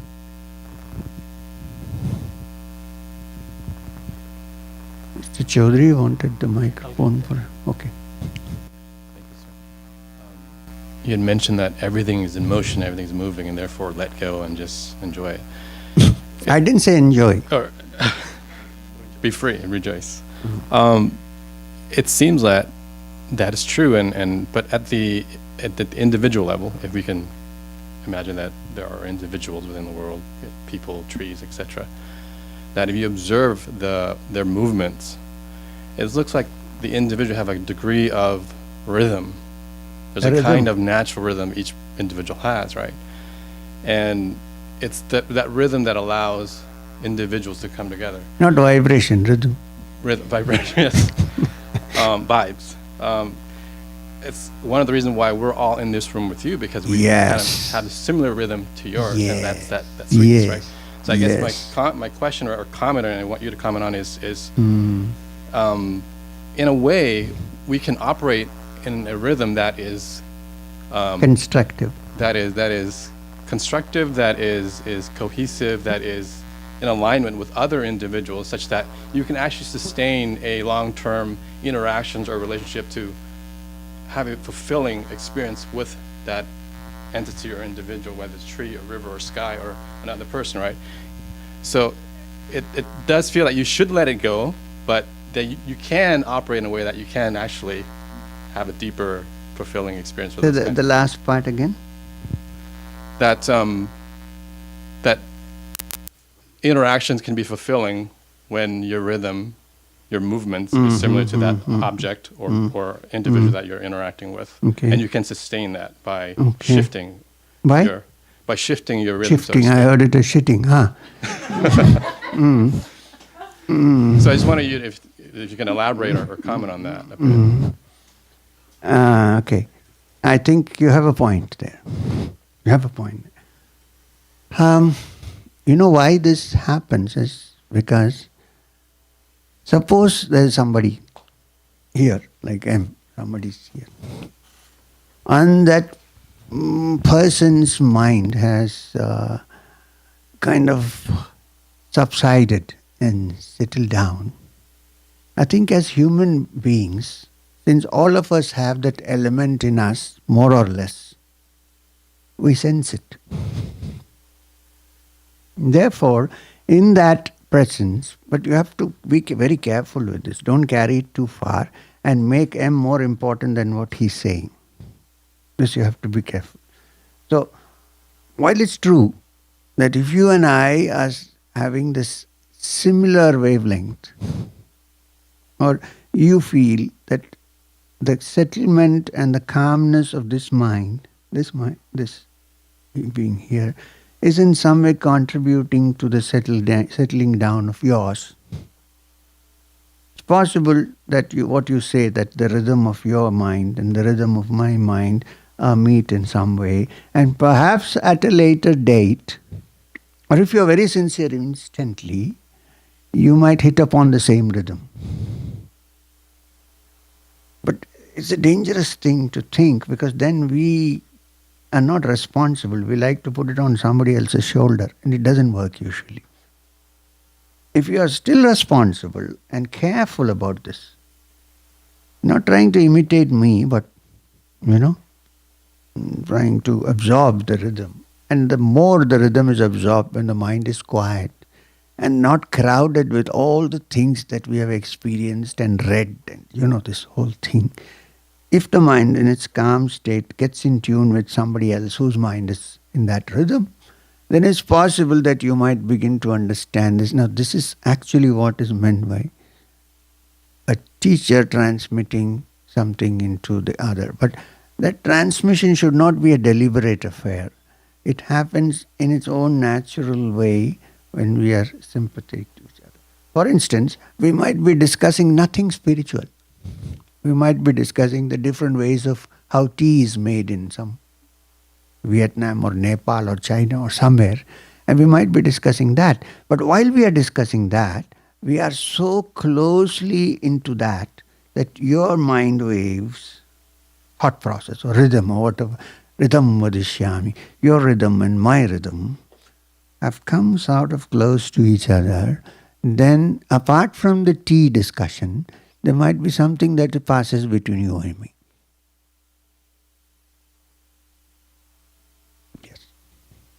Yes. But don't make it a personal affair. I know you are very fond of me, so don't. You understand what I mean? Yeah.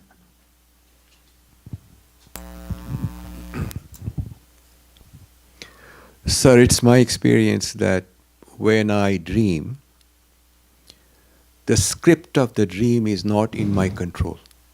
Most people it is not. So, in the waking state, in Jagrata Avasthā, the question is there a script playing also? And if the answer is yes, then do I have any control over that script? And if the answer is no, that I do have some control, how to avoid the confusion about this? Because there are so many people who say one way, other people say other way. Okay. I have another question. I may have another thing to say, and you might get completely confused. But let me tell you this, that actually speaking, if we have no control over the script in this material world, there are only two ways of looking at it. One is, everything is decided by somebody, so it's going on, which is a very fatalistic way of looking at life. There is no need of sadhana, there is no need coming here for the retreat, because I can't do anything. I feel personally, from my experience in this life and my spiritual life, that we have a script which we can change and which we can move with. There is a change. Otherwise, it becomes such a terrible. I don't know if I should say this joke to you, but people usually hang their minds on this theory that everything is predestined. So, thing is predestined, then life makes no sense. It's just a blind movement. That we can plan and do things. Sometimes they succeed, sometimes they don't. I agree with that. Means that we have a script. We can act on it, and we have to deliberately act on it. If it goes wrong, well, it may go wrong, so what can I do about it? So, is it possible that the major milestones in this script, The major? milestones, are predetermined? No. No. Yes. Okay. Predetermined in what way? I'll tell you this. So, such milestones. Wait a minute, let me understand. Let me make this clear to you. That we are a result of 1,000,000 years of genetic evolution. There is no doubt. Right? So each one of us is a peculiar combination of the genes. So we have peculiar traits which have been combined in a certain way. So that is the blueprint of our genes. So some things we attempt that don't go with this blueprint may not work out.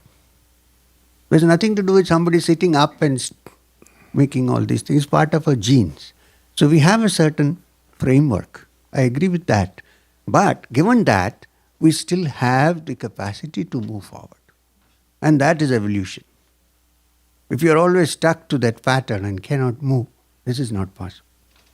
So there is also the brain given to us to think and move forward. Yes. That much I agree. There are some conditionings, which is that the genes that we have today are a result of 1,000,000 years of genetic evolution. So they can't be the same for everybody. So there is a certain limitation. I agree with that. But to say that everything is predetermined and then we can't, then it makes no sense to live in this world. Yeah, true. Yeah. To understand that. So you also referred to the word Samadhi, which is known to most of us here. And you also, everybody knows about Samadhi? Ah. That is the truth. Okay. Sama plus dhi. Please correct me if my understanding is not right. Sama plus dhi, same view, same dhi meaning the way we look at the whole thing appears to be same. Is samadhi? No. So what will be the correct Not way? exactly. Sama means it's the root. Sama is the root of the, for instance, the Latin word sum, S-U-M. Okay. Samnam bonam. Combined together, the sum of, the total of. Yeah. Sum means that, the essence of everything. That's what it means. And dhi comes from the Sanskrit root dhi means meditate. Dhyana comes from the root dhi in the Gayatri. Dhiyo yohana prachodayat. May my intelligence dhi be stimulated. Yeah. So when the intelligence rests in its absolute essence, when the buddhi is no longer going this way or that way, it's a total rest, then in that unity, sama, unity, when the mind has reached, or rather when the mind has dropped and there is only samadhi, that is called samadhi. So you also said that Turiya Avasthā is the same as samadhi or different? Now here there is a little difference. Because technically speaking, in the Yoga Shastras, when I say Yoga Shastras, I am not only talking about the Yoga Sutras of Patanjali, but even those that predate the Yoga Sutras, which are the Pali scriptures of the Yogacara school of Buddhism, which actually predate the Yoga Sutras. Now, in this, Samadhi is considered to be the last part of the different stages of yogic practice. And again, yoga is a deliberate attempt to find it. Yoga is the last thing that believes that if you don't have the destiny to find it, you will not find it. No, it's a deliberate, systematic approach to samadhi. So, the last word in the Yoga Sutras, which describe the different steps, is Niyama, Niyama, Asana, Pranayama, Pratyahara, Dharana, Dhyana, Samadhi, Iva Samyama. That means altogether this is called Samadhi, which is the final state of the practice of yoga. But in the Samadhi Pada, which is the chapter on Samadhi, in the Yoga Sutras, you will find, thank God I know about this, you will find that there are many kinds of Samadhi. When you say Samadhi, it means just a state which is not ordinarily conscious of, that we are conscious of. It's a heightened state of perception. But there are many kinds of Samadhi, which is Savikalpa Samadhi, Nirvikalpa Samadhi, Sahaja Samadhi, and finally what in yogic terms is called Kaivalya, but I think it is similar to what is called Moksha in Vedanta. So there are different stages of Samadhi. When you say Turiya, it talks about the ultimate Samadhi. Not just this Samadhi of Savikalpa or Nirvikalpa. Turiya is attained only when one reaches Kaivalya. And believe me, the meaning of the word Kaivalya is quite interesting in yoga. It means aloneness. Kaivalya comes from the root Kevalam, only. Right? So Kaivalya is aloneness, something we all fear. Aloneness. We are so dependent. Which means the mind has become so independent that it doesn't depend on anybody else or anything else for its nothing. So Kaivalya is Turiya. While you can't say the same about Samadhi, because even though Samadhi means that, there are different grades in Samadhi, in the Yoga Shastra. And they are induced. And Turiya is realized.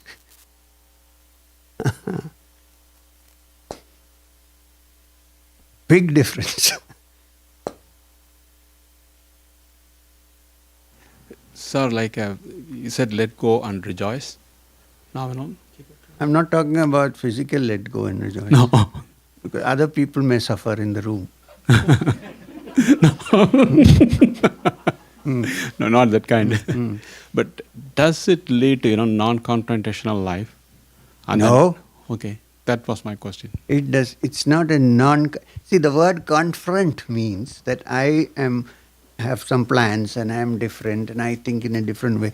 There is somebody else who thinks differently, and therefore between him and or her and me there is a confrontation. This is the meaning of the word confront. Now the yogi leads a life which does not need confrontation. Because a yogi learns to respect other people's points of view.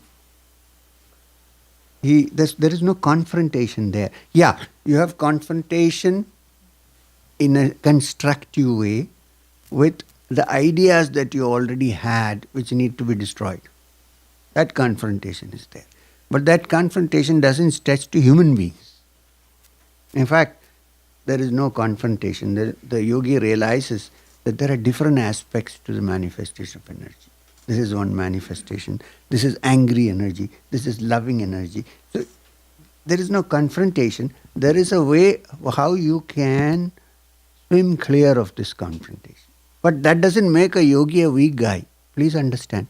A yogi is not one who says that I can't confront. No.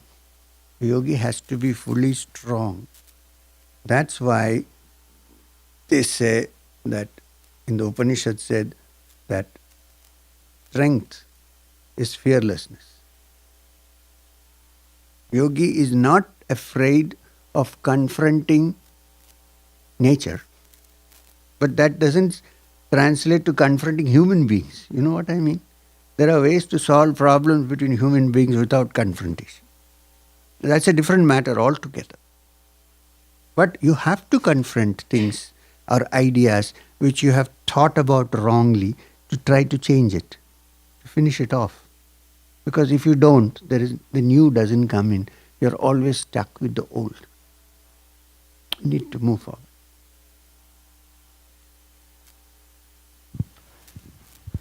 Yes, I guess my question, maybe less of a question and maybe seeking clarity and reassurance.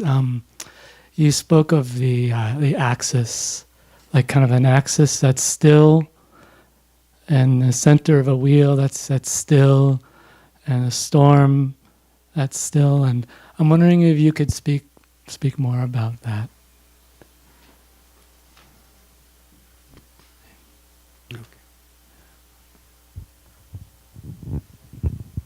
The first step, now we are supposed to be dealing with it in the next sessions, but let me get to it.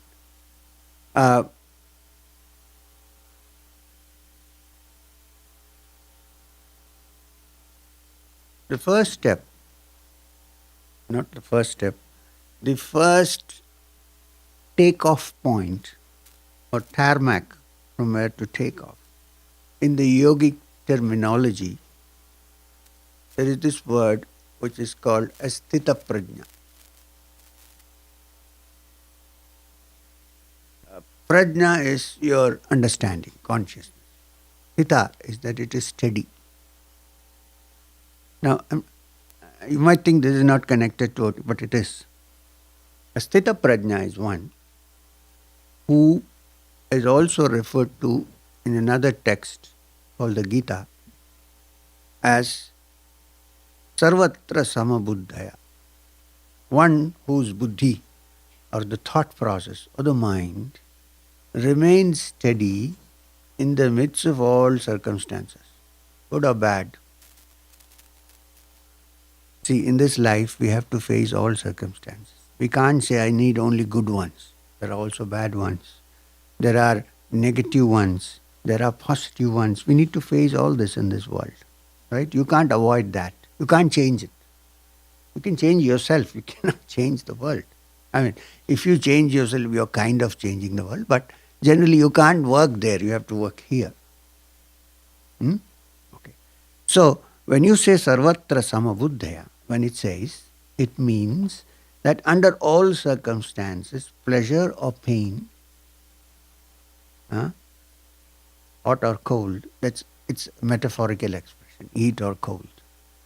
That means two opposites. In the midst of the two opposites, which you cannot avoid in this world, can the mind stay tranquil?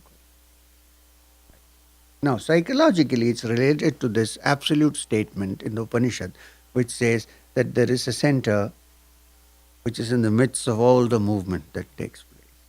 To hit that movement psychologically, the yogi has to attain the capacity to remain tranquil in the midst of all circumstances. If this is understood and attained, or reached, or discovered, because there is deep down in the mind, there is a place where there is a complete center which is completely quiet. We need to discover it. We are always on the surface, so we don't discover it. And the way to discover and go to the depths of it is to deliberately practice this act of not being disturbed by opposite circumstances.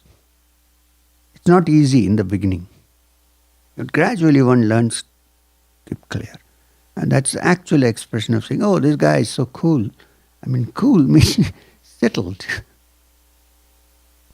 When this happens, then you begin to understand the meaning of that center which doesn't move. While the storm is going round and round. The storm is all over us in this world. But the center can remain unmoved.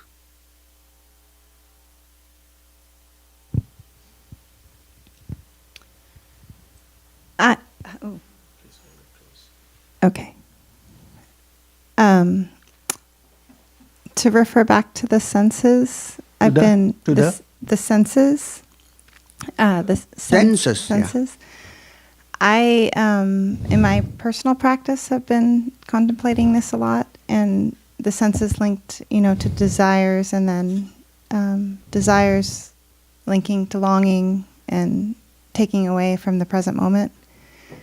And yet, but if I tap into my senses, it can bring me to the present moment in such a moment, like when I'm enjoying soup, or in nature on a hike and touching into the earth, or, laughing with my children or my husband. So with drawing, I wonder if you can explain go a little bit deeper in the different directions that it's taking me exploring this adventure of the senses. I've read some texts, but yeah, I'd love to hear you. Right. So, let's look at this carefully. You're saying that sometimes, even when you're enjoying this world in its sensory aspect, you feel happy in some way. You're tuning into some kind of happiness. That's what deep. Yeah, like when you're having your soup,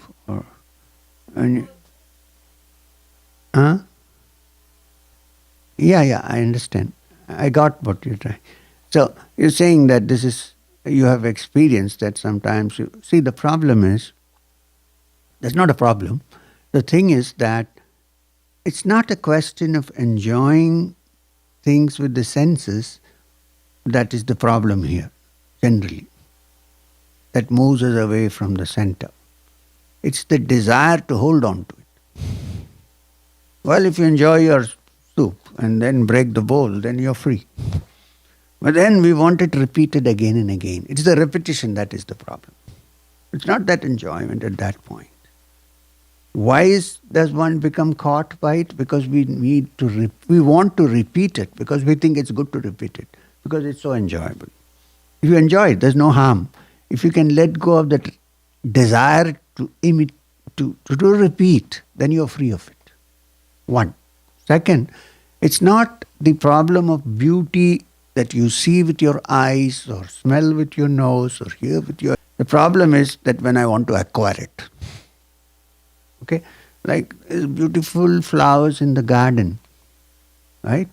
I enjoy it myself. I don't shut it off. Oh, these are senses. No, I don't shut it off. But the problem starts when I say I must pluck them and put them in my pocket. Because I think these flowers will move off, and then what will happen? this desire for continuation is where the mischief comes. The continuation and the repetition of it. Also, because of the desire to continue and what is the other word I use? Repeat, many new experiences escape our senses because we are stuck to that. I love something and I am stuck to it. There are many nice things which if I open my eyes I would love too, but I am caught here. I'm just looking at it. Just you said please expand on it. So I'm okay. Now the flowers, they're beautiful out there. Problem starts when I want to cut them and put them in my pocket. The problem is our entire society lives by trying to appropriate things. If I love flowers, I like to cut them and put them in a flower vase in my house, forgetting that the flower is most beautiful and alive when it is in the plant. Apparently, George Bernard Shaw is very fond of flowers, so the great playwright. So a journalist went to interview him, and she found that there were no flowers in his house anywhere in the flower vases. So she said, I heard you're fond of flowers, so why is it that you don't have them? He said, well, open the window, see those flowers in the garden? I love them. I also love children. I don't cut their heads and put them up on my table. The problem begins when I want to grab it. Otherwise, everything is beautiful. You know what I mean? So every experience in this life. See, when you say you go beyond the senses, it doesn't mean that you have to completely cut yourself off. If you begin to enjoy every little act, every little experience, without the mind saying, this has to continue because it's so nice, then you can live in this world, do what you want, and still not get caught by it. That's what I was trying to say. You know, like, yesterday I went to a friend's house in the noon, in the lunchtime, sorry. And they made a beautiful Kerala lunch. Since I was born and brought up in Kerala, it had 6 courses. I couldn't walk after that, but I enjoyed every bit of it. But today I'm not craving for a Kerala lunch. You know what I mean? You enjoy it when you have it, but you don't. There are people who, I know people who have lived abroad for ages, but they can't do without a particular kind of food. Enjoy what you get. Move. Don't get caught. That's what I meant.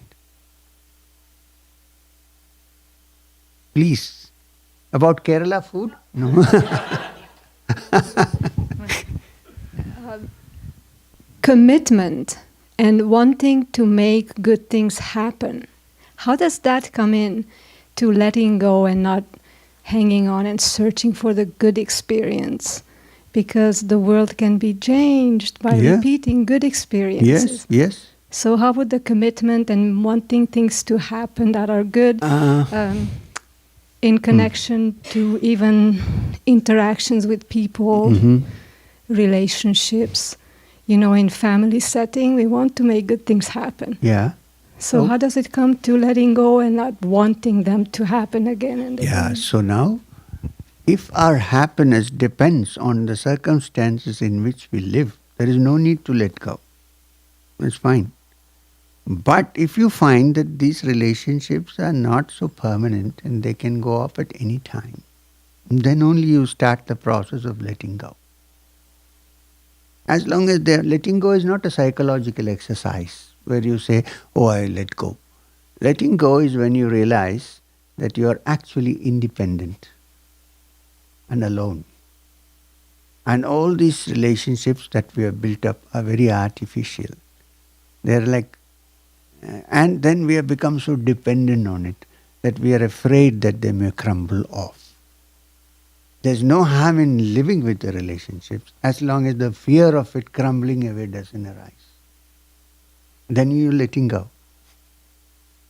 You know, otherwise we constantly live in the fear that it may break off. We are saying, Okay, if it has to break off, it will break off. So why are you suffering? Because if you don't suffer, you might be carrying that happiness to somebody else. It's always a good thing to think that you want to do good to others. There's no harm in that. But one doesn't get caught up by it. That's what I meant. If you want to do good and have good, it's a great thing. I'm not saying anything against that. I also have a family. I have a son, I have a daughter, I have my wife. I don't kind of throw them out because I want to be free. It's not that. It's more the mind and the relationships and the way you look at it than the actual physical fact. And it's generally only a good mind that looks to do good things.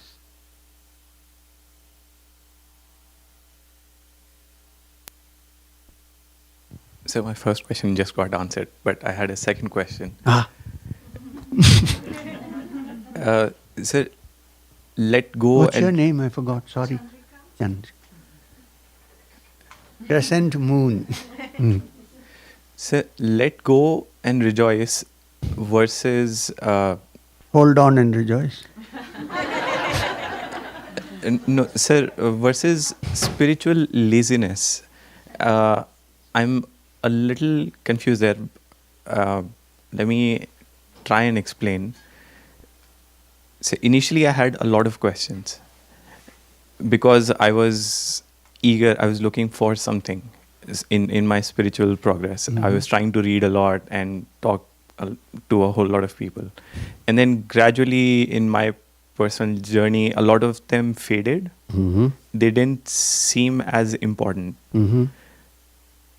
And also I see a lot of, like, I hear about people evolving in their process where they're having visions, or like Samadhi is, I think, the end stage. No yogi has as many visions as an LSD addict. Okay, continue.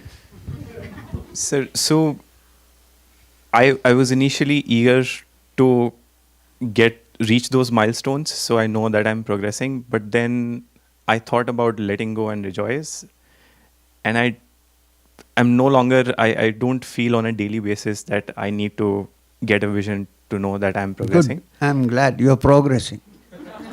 Okay.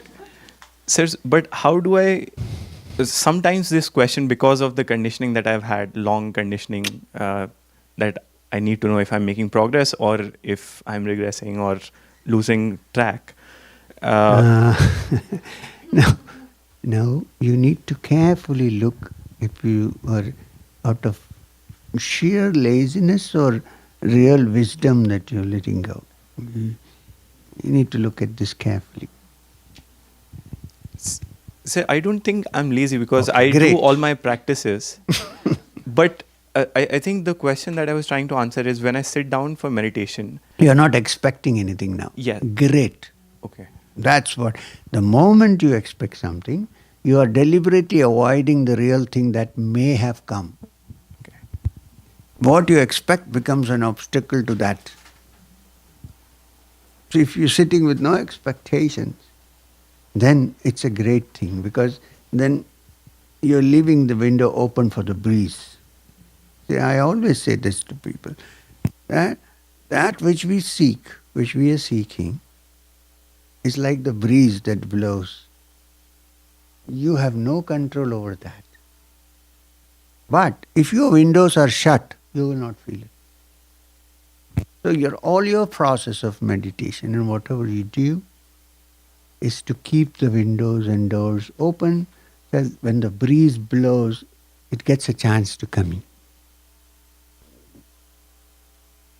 On the other hand, if you impose yourself and say, I'm going to do this, so that the breeze, you can't have no control over the breeze. But keep your windows open, and keep it open even when there is no breeze blowing. Don't say, oh, I kept it open for so long, but no breeze came. You then close it, and the next day the breeze will blow and find that your windows are closed. You understand what I'm trying to say? So it's actually, I think it's a good thing, a sign of movement in this field, that you now sit without wanting to conjure up what you want. The mind conjures up something, then it will attain that thing naturally, but it may not be the truth. Understand what I'm trying to say? So it's better to leave it there. Say, okay, let's see what comes. Some people say we want to have a vision of Babaji, and they conjure up a picture of Babaji, and then when they meditate it appears in their minds, not that Babaji has come. And then they think, now we have got it. Perhaps if they had not conjured up that image, he might have come. Who knows? That became an obstacle to his coming. I'm not saying Babaji is going to come to you. Please don't send me an email after 10 days saying he didn't come. I kept my mind clean. So I think you're doing fine. In total freedom. Sir, can you take one more question? One more question before we break? Yeah. Okay. Especially coming from young men. What's your name? Siddharth. Siddharth, correct. And where do you come from? Texas. Texas. And in India? Parents are from Vijayawada. Vijayawada, okay. So, in meditation, I find a contradiction. I hope you can help me understand. This letting go, it's very peaceful and blissful, the non-doership. But they say concentration turns to meditation, turns to one-pointed attention. That feels like effort. It feels the complete opposite of letting go. Really focusing, and then it turns into one. Why is that so? How do you reconcile effort and non-effort in sadhana? See, it's like this. One-pointedness is essential not as a physical exercise, but that all your thoughts are being oriented towards finding the goal. This is one-pointedness. People usually mistake it for sitting down and concentrating. One-pointedness is a description of the thought process which is keen and fully engaged in trying to find the goal. That is one-pointedness. And to reach there, if you find that it is better to let go and just be quiet, then in yogic terminology, concentration or attention is not something to do with some kind of hard or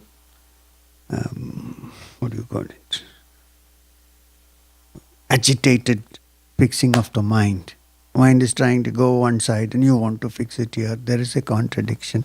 You can actually equate the dhyana, which is given in the Yoga Sutras, in the yogic sciences, to be very close to the state where your mind is quiet.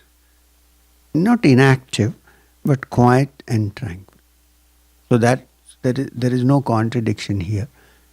You should be one-pointed in your search.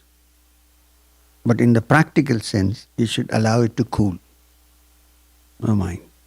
Concentration is not an agitated mind trying to seek something. Concentration happens when the mind is completely quiet. Otherwise, there cannot be concentration. And concentration is not the right translation of the word dharana. It's an English translation, and the English words don't actually approximate those which are in Sanskrit. Let me explain to you.